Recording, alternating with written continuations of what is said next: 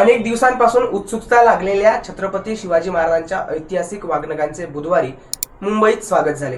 त्यानंतर आता स्वराज्याची राजधानी सातारा येथे वाघनखे दाखल होणार आहेत।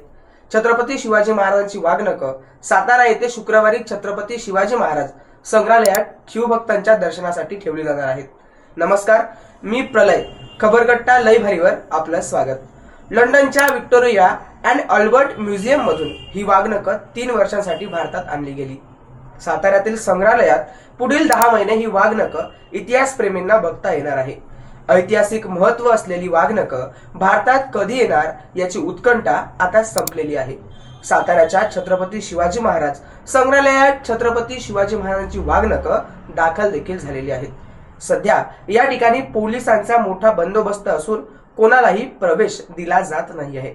उद्या 19 जुलै रोजी यांचं दिमाखात मोठं स्वागत केलं जाणार आहे। यासाठी छत्रपती शिवाजी महाराज संग्रहालयात वाघनखांसाठी विशेष अशी व्यवस्था जिल्हा प्रशासनाच्या माध्यमातून केली जाणार आहे। वाघनखांचं जंगी स्वागत जिल्हा प्रशासनासह साताऱ्यातील शिवभक्त करणार आहेत। या स्वागतासाठी मुख्यमंत्री आणि दोन्ही उपमुख्यमंत्र्यांना निमंत्रित केले जाणार असल्याचे सांगितले जात आहे।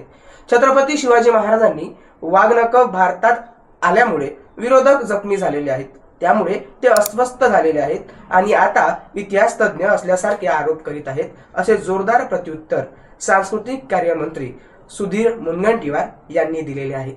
विधानसभेचे विरोधी पक्षनेते विजय वडेट्टीवार यांनी वाघनखांच्या संदर्भात केलेल्या टीकेला त्यांनी प्रत्युत्तर दिलेले आहे।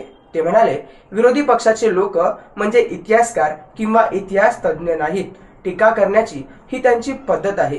आता त्यांना त्यांची सवय झालेली आहे। प्रभू रामाचा विषय होता तेव्हा काल्पनिक कथा आहे असं म्हणायचे, राम सेतूचा विषय होता तेव्हाही सुप्रीम कोर्टात गेले। धन्यवाद। वेगवेगळ्या माहितीसाठी पाहत रहा खबरकट्टा लय भारी।